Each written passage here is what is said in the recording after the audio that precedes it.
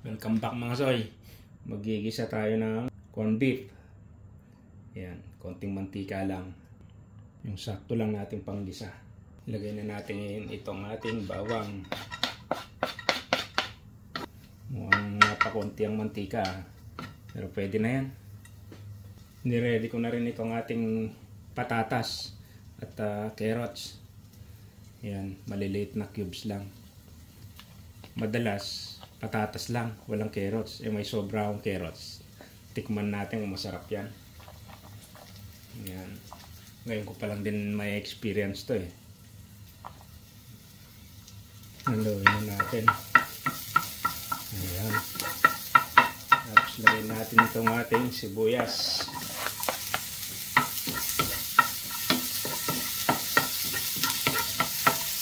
Pwede na rin natin isunod itong ating patatas at carrots.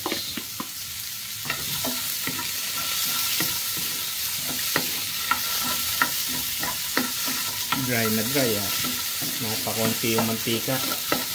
Pero okay na yan para medyo iwas cholesterol. Malakas na natin apoy. Hanggang natin ng konti. Saka natin takpan mga soy. Lagay pala natin tong ating kamatis. Yan. Lagyan muna natin ng konti.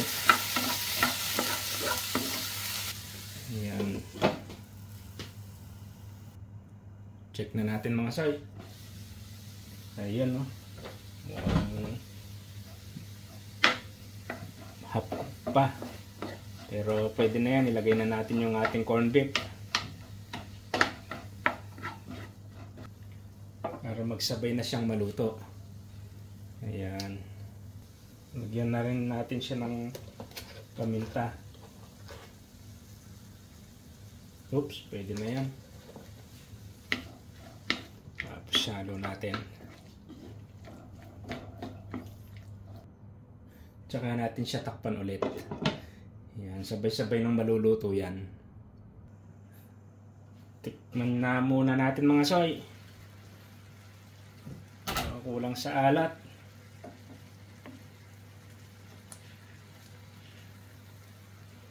Tama lang ang alat ng sa akin mga soy. Yung sa inyo kung kulang, ayan, timplahan nyo na lang ng asin. Pero ito sa akin, ayos na yan. Babasagan natin siya ng isang itlog mga soy. Pwede na to. Pero itong sa akin, lalagyan ko na siya kahit na isa lang. Yan.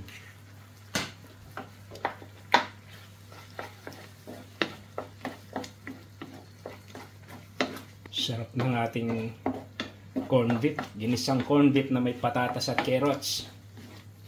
Yan o. Luto na ang ating corn beef with carrots and patatas mga soy. Ang sarap niya o. Manganta mo.